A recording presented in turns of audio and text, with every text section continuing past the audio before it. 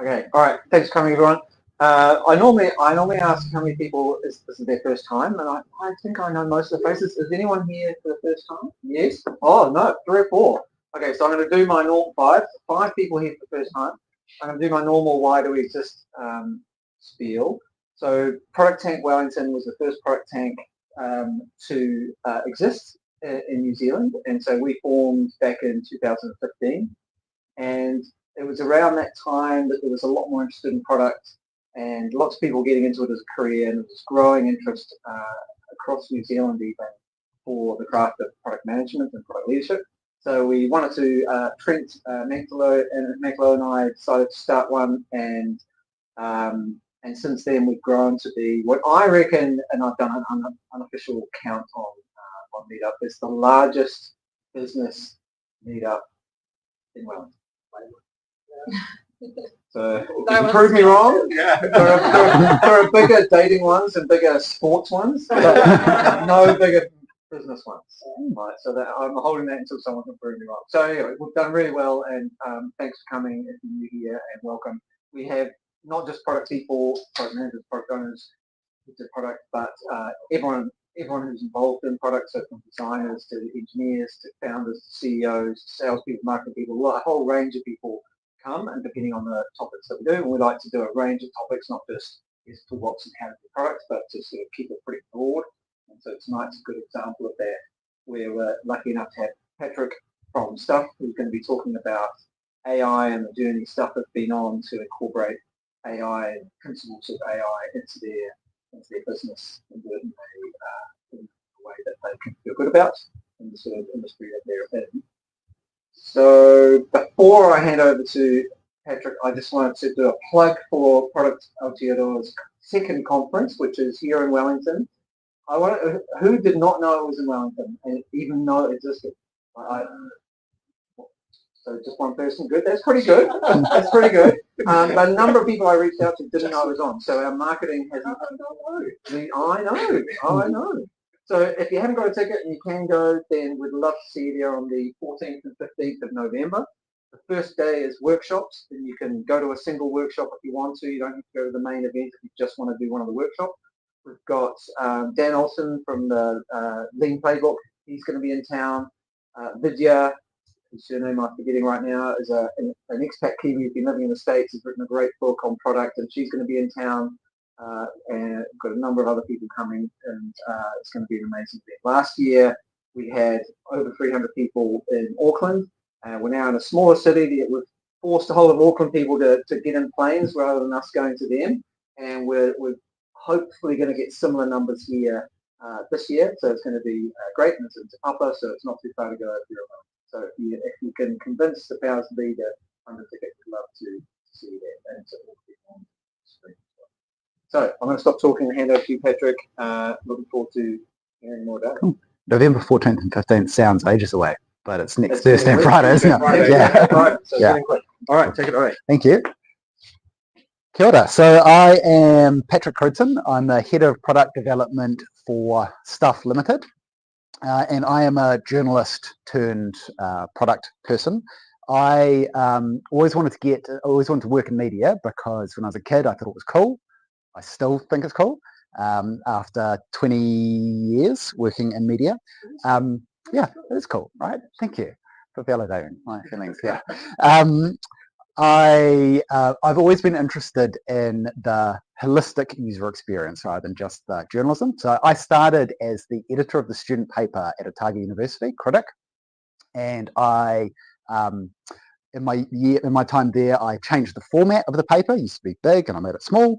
And I launched its first internet presence, which, because it was 2002, was a website and a live journal, which was mainly obsessed with Homestar Runner.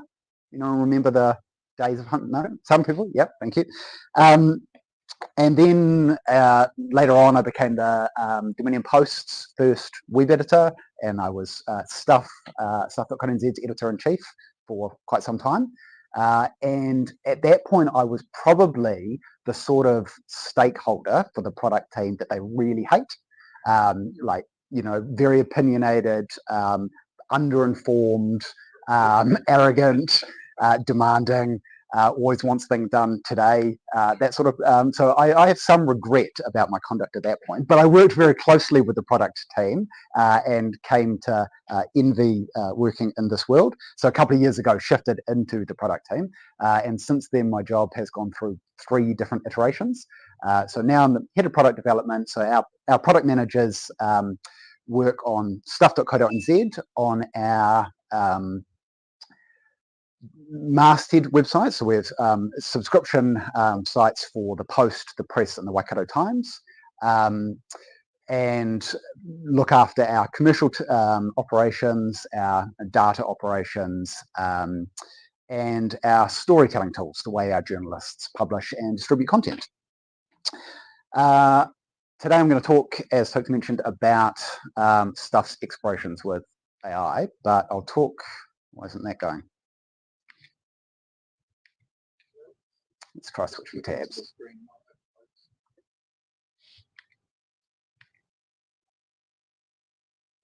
It's a failure of my pre-talk testing, isn't it? Are you looking at the screen go into the...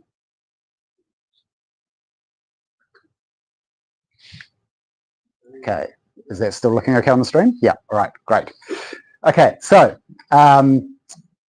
Stuff is a very large media organisation. We own a lot of titles that people don't necessarily realise are part of Stuff. So stuff.co.nz is our flagship site. It is the largest, most popular news site in the country, and most months, almost every month, it is the largest domestic website of any kind. Sometimes it's second to Trade Me, but most months it's the largest of any kind. We own a large portfolio of newspapers like the Post, the Press, the Waikato Times, but also other daily regional titles, the Taranaki Daily News, Manawatu Standard, Nelson Mail, Marlborough Express, Timaru Herald, Southland Times, the Sunday Star Times, and magazines like the stubbornly high-selling TV Guide and New Zealand House and Garden, New Zealand Gardener. And we, I believe we employ more journalists than any other New Zealand media organisation, and we have a very wide spread of them all around the country. We were also the first New Zealand media company to become a B Corp. And in recent months, we have branched out into television. We also produce the 6 p.m. news bulletin for 3 now. So the way this talk will be framed is thinking about artificial intelligence in the media business as an opportunity and a threat. And there are, obviously AI is a probably uselessly broad umbrella term. One of the ways we will narrow that is by talking about AI search products. Publishers like Stuff Limited tend to fund the work they do mainly in 2 ways. 1, by ads, 2, by subscriptions. And subscriptions is a growing area. The Post and the Press are the fastest, not the largest by any means, but the fastest growing subscription titles in the country at the moment. From our perspective, AI-powered search experiences like Google's AI overviews, which have recently rolled out to New Zealand and 100 like non-US countries worldwide, and the ChatGPT search experience that isn't called Search GPT, even though everyone thinks it should be.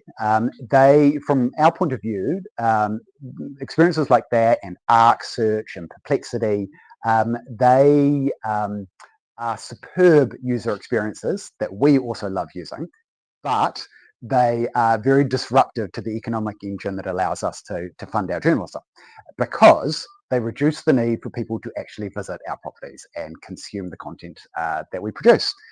If you can ask Search GPT, I'm going to keep calling it that. For now, you can ask it for current news information and it will reply immediately with a summary from multiple different properties. There are links there. You can visit the sources, but it is much less likely that you will. So the news industry generally is looking at another period of disruption. Of digital disruption, having gone through several decades of it.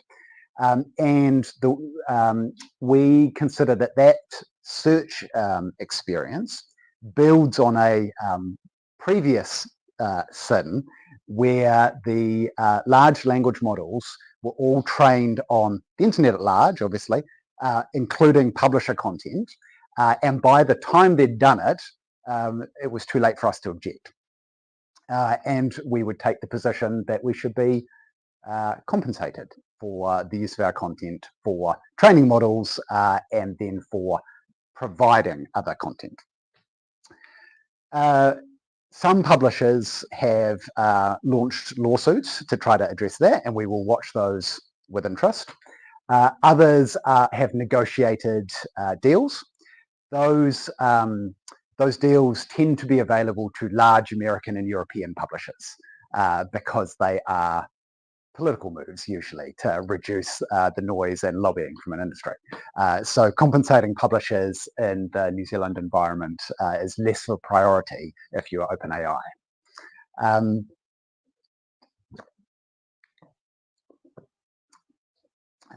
So that's the threat part of it for us, that these excellent AI experiences that consumers, including us, love, present something of a hazard to our model of operating.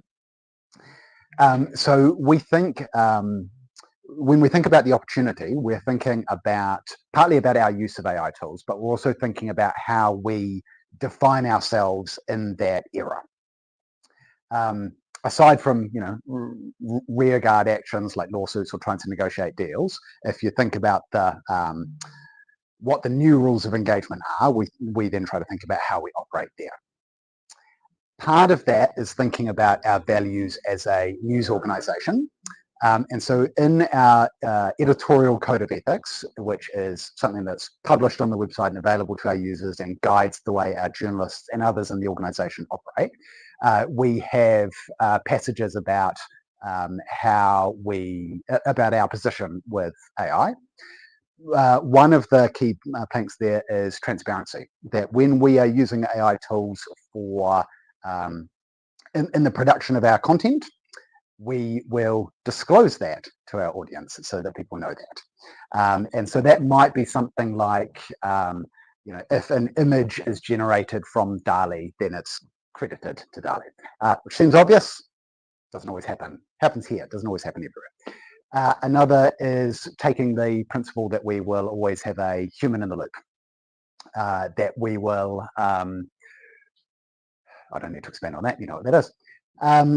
Also that we will take the same standard of fact-checking that we would require from our reporters in their daily work, and whenever they're using an AI tool, they will apply that same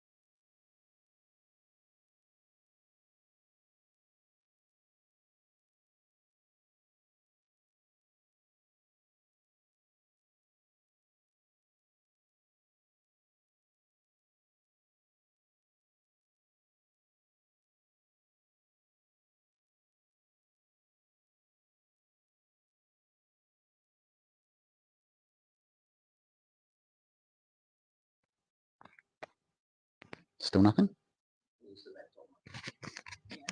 How about now? That's okay? All right. Censorship, New Zealand Herald spies. Okay, so then if we think about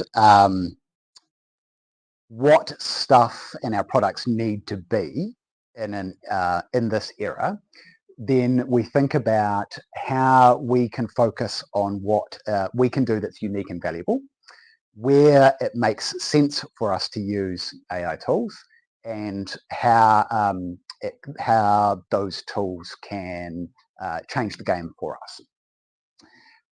When we think about what's unique and valuable, going back to that point earlier about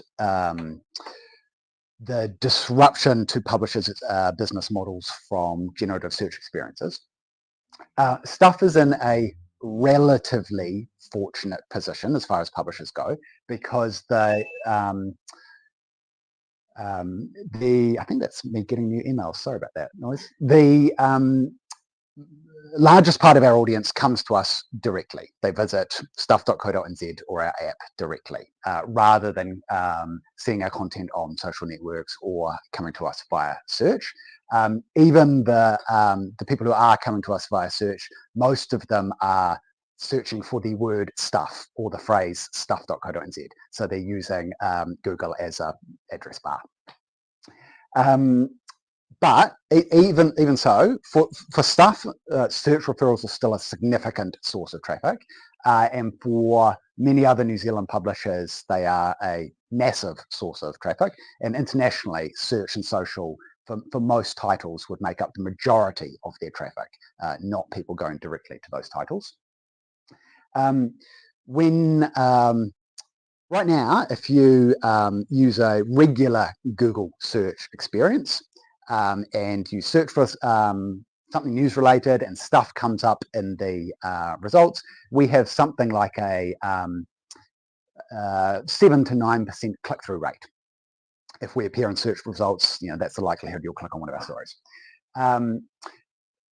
We have to expect that in an age where you get the answer you're looking for there, and then there are some sources listed as a footnote, that is going to be much lower than 7 to 9%. So that it's going to go from a stream down to a trickle.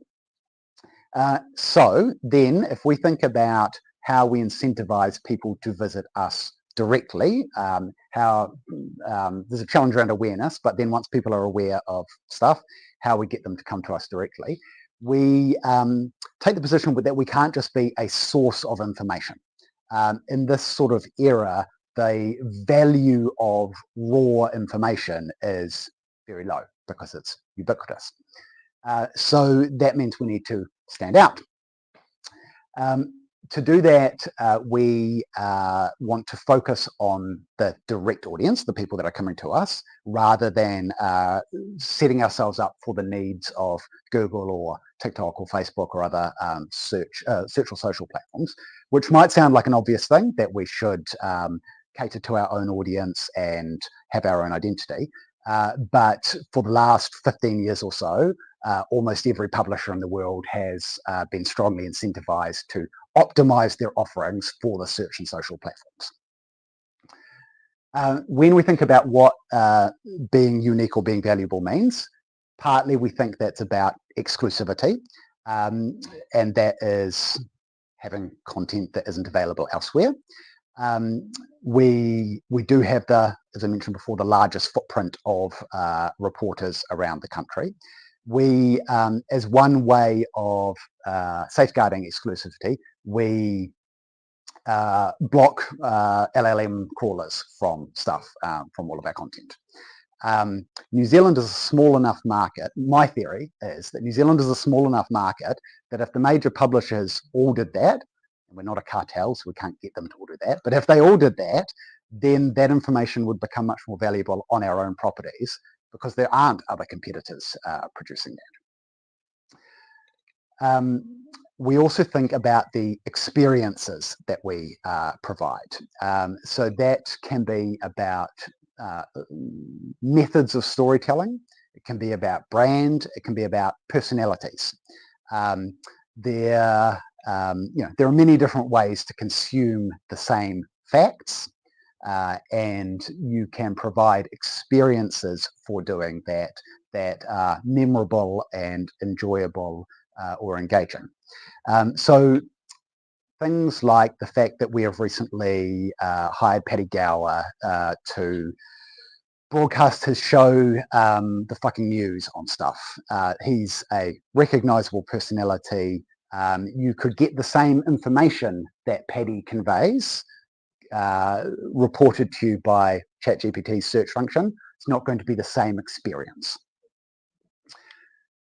Do you also think about other types of changes to content focus, like for example, more opinion pieces that comes from someone's head, so that I couldn't guess what they're going to say, maybe, or or different types of content? Yes, opinion is a little bit of a vexed question, because it's a good example, because it can be unique and very engaging. A lot of you, and there's this something you often see in publishing is a gap between user behavior and user feedback. User behavior is people read that. User feedback is give me more news and less opinion. So the sweet spot is often what we would call analysis instead, where it is well-informed opinion from an expert based on reported facts. But yes, opinion can be part of that. Local news, where yep. It's going to be off the press and no one else is going to know about it. Yeah, local news, live coverage, especially if it's live enough that it outpaces LLM crawlers, and exclusive data sets that aren't available on the open web, if you can build them. So there are other options for the types of content that we can produce. A press release from the police is unlikely to provide that exclusive advantage, because that's available on the open web and to every media outlet. We may still cover that so that stuff then can be a comprehensive news offering for anyone who wants to visit, but it's not going to be the selling point.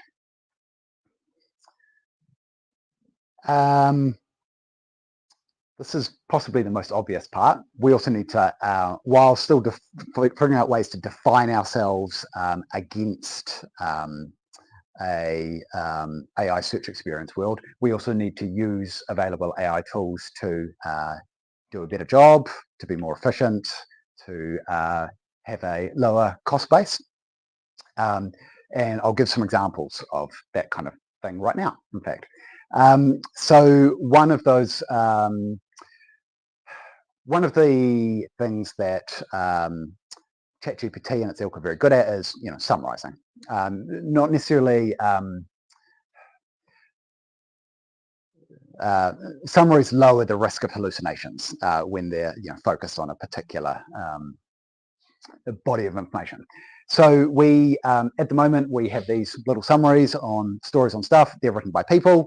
People read the story and do bullet points on it.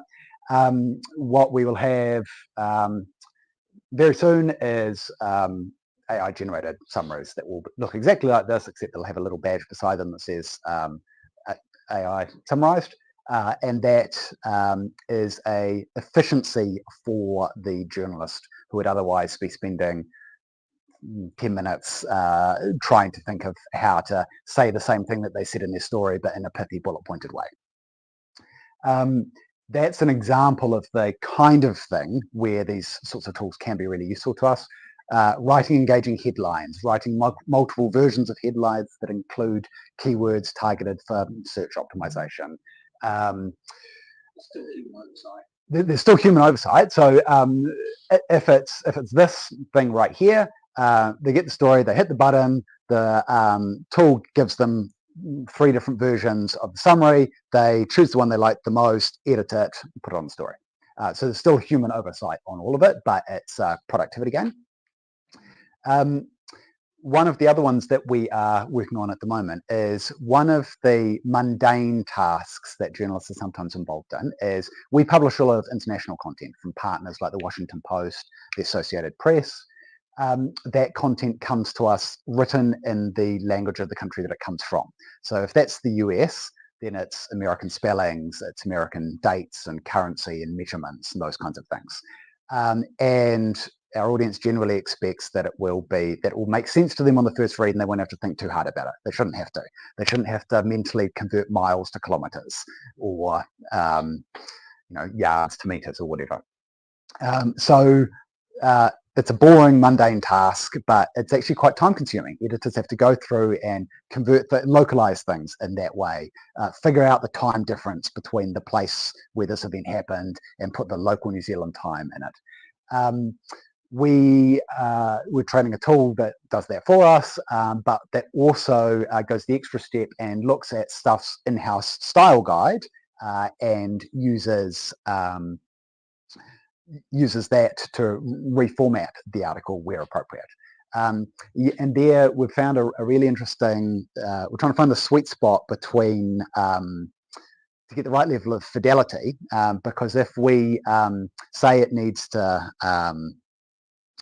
100% adhere to our style block, then it is far too slow and doesn't work well enough.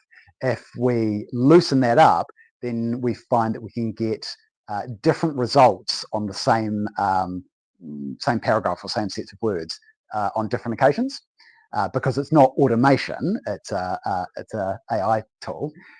So you might get US dollars converted to New Zealand dollars correctly in one sentence and then not in another in the same article.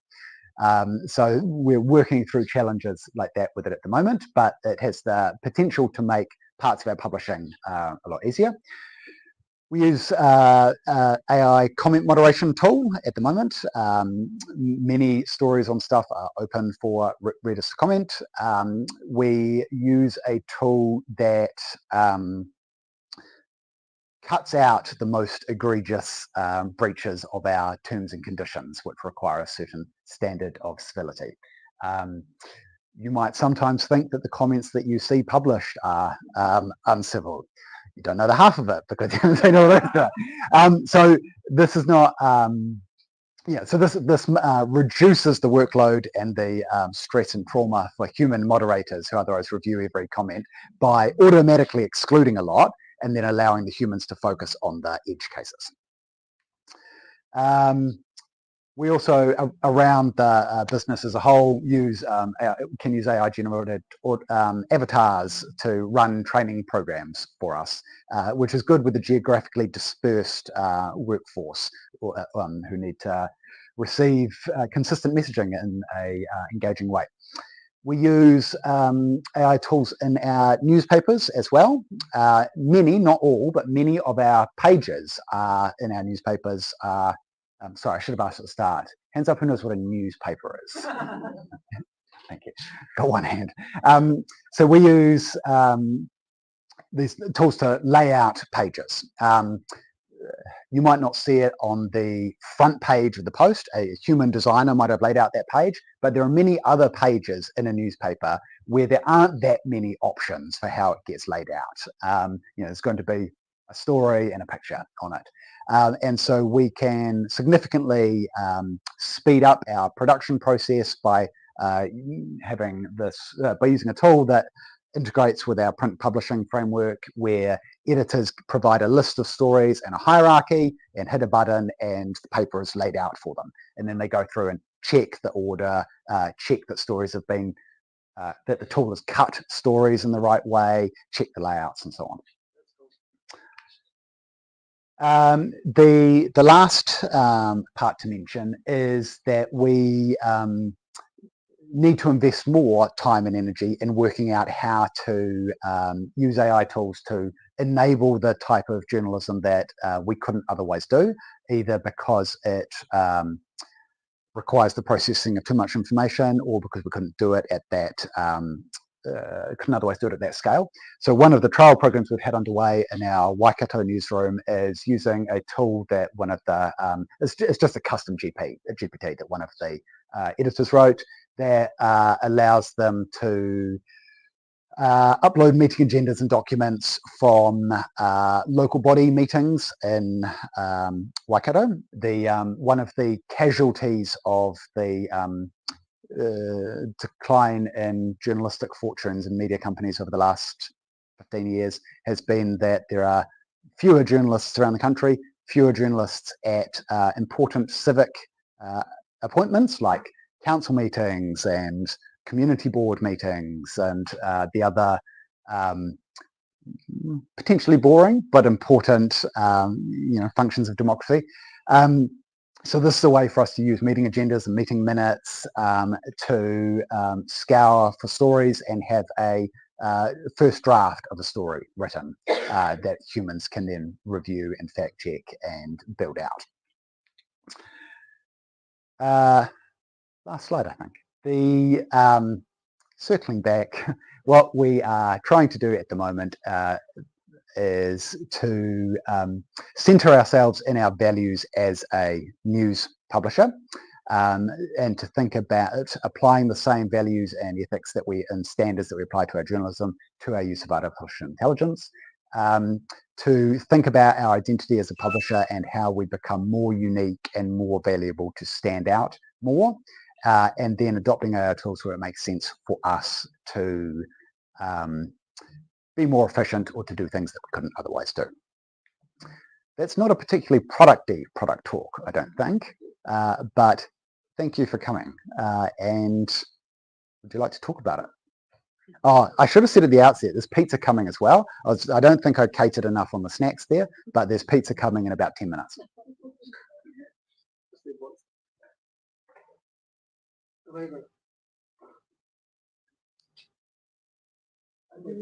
you confident that the host has not used the AI in any of the stories that have been published in that thing you call a newspaper?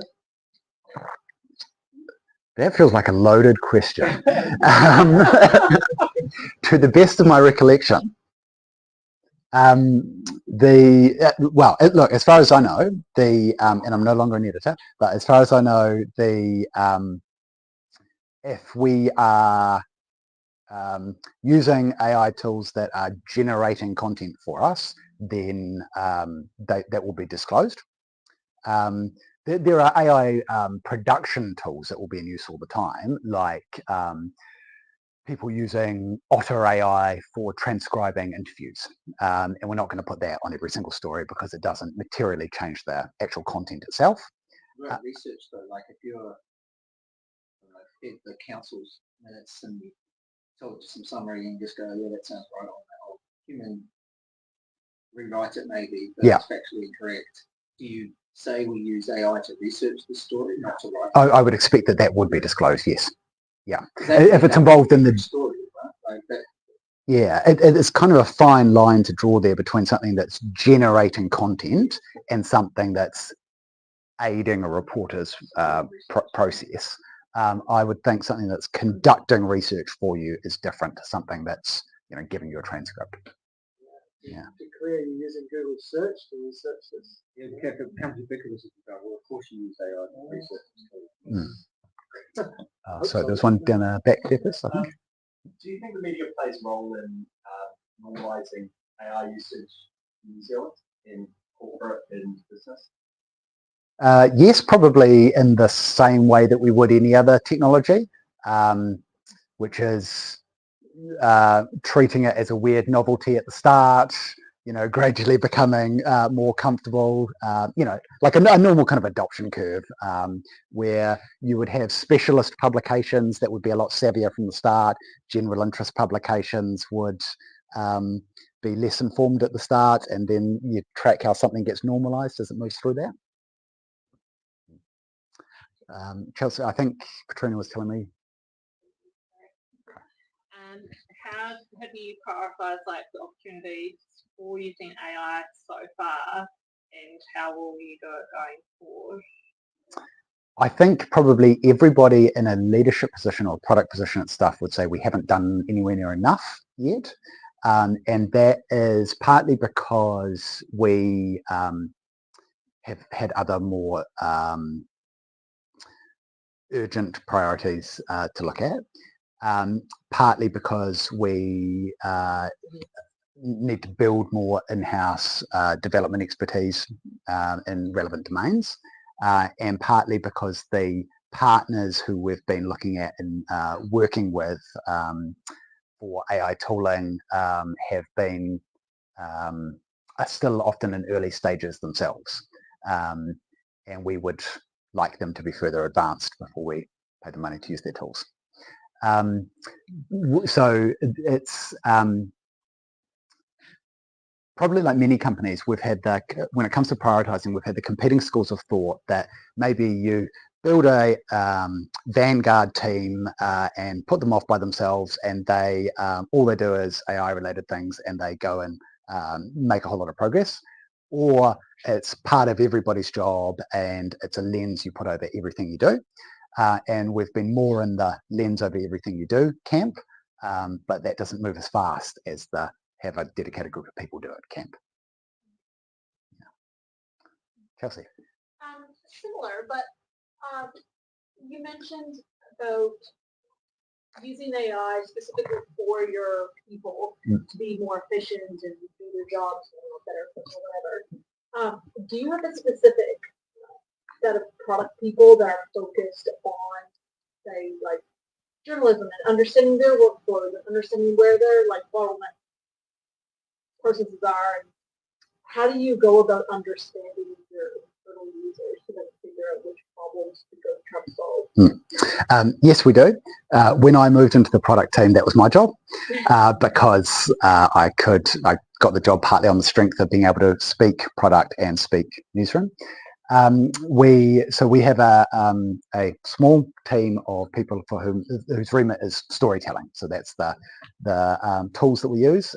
Jan in the corner over there until very recently was dedicated to that area. So that's our various content management systems and the way, the process that people go through creating something, publishing it, distributing it. We have very close relationships with our newsroom. I mentioned before that I would have been a really bad stakeholder when I was an editor.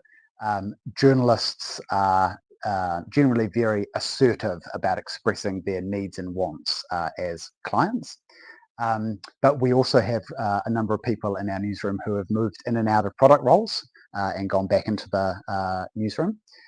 And the newsroom, the way it functions is in some ways it's quite analogous to a product development process. So they get the idea of building things iteratively, putting things out, testing them with users, seeing how it goes, changing, developing. The area where we often find ourselves at odds is over timeframes, because journalists will have an idea in the morning and do it in the afternoon, and it's shipped immediately, and that's not always the same tempo that we can work at. But we don't have, I like to think we don't have a whole lot of problems about understanding the needs of our editorial team. Do you find if we use the phrase a lot, stakeholder driven roadmap, if we're unfortunate to find ourselves in that position, do you consider sometimes that the reporters or those people that are heavily driving your roadmap and figuring out I'm a big voice and what's the top of the fire? Yes. How does that relationship go with your roadmap? That absolutely used to be the case very strongly. We have consciously tried to shift from that over the last couple of years, including very recently going through a significant change within the product team that was communicated with everyone around the rest of the business in terms of being of an outcome-focused roadmap rather than a output focused and stakeholder-driven one. That is I think that is a change in focus that will have to be lived every day, rather than something that we have now done and everyone else in the business will change. So a lot of the conversations we have, okay, so if I said before that we don't have a problem necessarily understanding newsroom wants and needs, I think that's true. That doesn't necessarily mean we always agree. And we will often have, we often have examples of the classic, I want a button on the page thing. And we spend a lot of time talking about what's the underlying audience need, what's the problem to solve, and so on. But when we have those conversations, we find that the people we're working with are actually very sophisticated and will work in the same way with us. So we have a lot of active conversations about about honing in on the business goals we're trying to achieve, the outcome we're pursuing. We do the things that we're the best at to drive that outcome. They do the things that they're the best at to drive that outcome. And we both talk to each other the whole way through about what we're doing. And then we do the same thing with our ad sales people and our data scientists and our reader revenue subscriptions team. Is that a kind of Weasley answer? Okay. Good. We use AI for looking at and then some first draft of story. Do you have any concern about the privacy entering those details into the tool? That's a really good question. So, we have like enterprise policies about only using licensed tools that Stuff's technology team has vetted and approved, and about having the right settings in each of those tools so that the data that we're using isn't stored or used to train their models, and that you have to be really conscious about not inputting confidential information. So, addresses of names and addresses of confidential sources, for instance, or confidential business financial details. Yeah. So just over the back and then Andrew.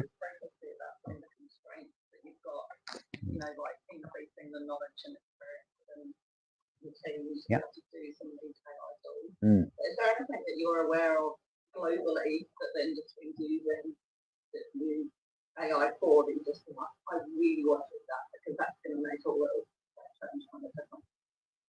The things that I've been most envious of lately are there are publishers who are using AI tools for multimodal publications. So being able to take content that's produced in one format and then make it audio and video and audio and video really. And that is the kind of thing that is in easy enough reach.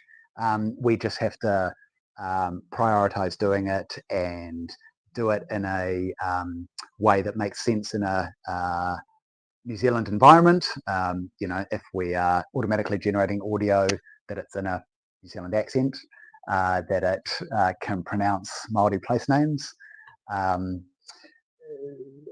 And we have to do it in such a way where the content that we're producing is something that people want to watch and listen to rather than something we're producing because we can do it.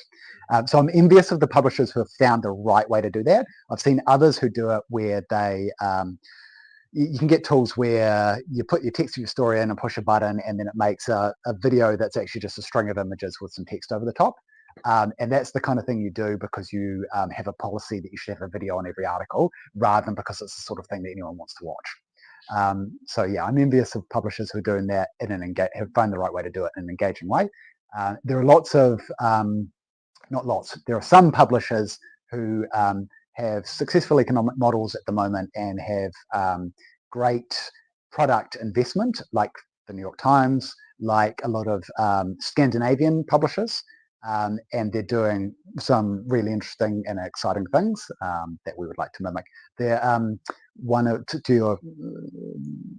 fact that the question was partly about upskilling people, and there's a Scandinavian publisher called Schibsted who ran a AI bootcamp for every staff member, which took all of them to a reasonably sophisticated level of understanding about how about common AI concepts and how things like large language models work, and got them to a degree of proficiency where they were comfortable using tools every day.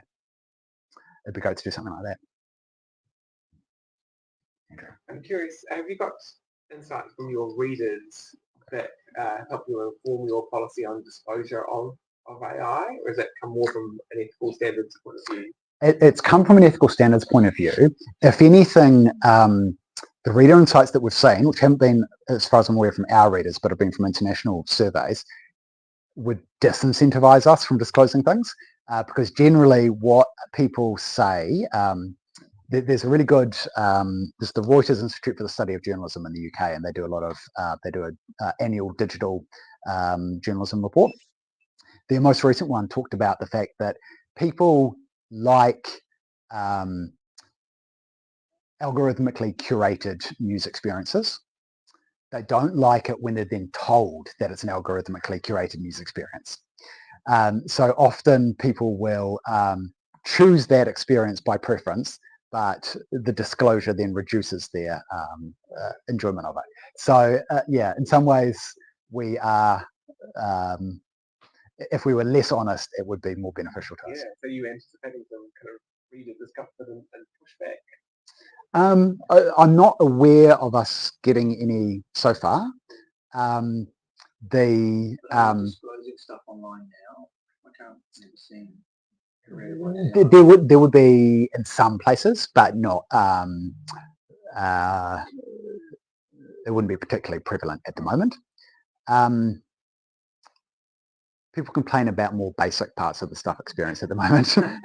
We've got other problems that we're worried about. Yeah. Cool. Is it time for some pizza? Yeah. All right. Thank you very much. Thank you. Interesting talk. Keep around for some pizza, and thank people who signed on the line. And as you already clicked stop. And we'll see you in a month. Oh, at the conference! Yeah.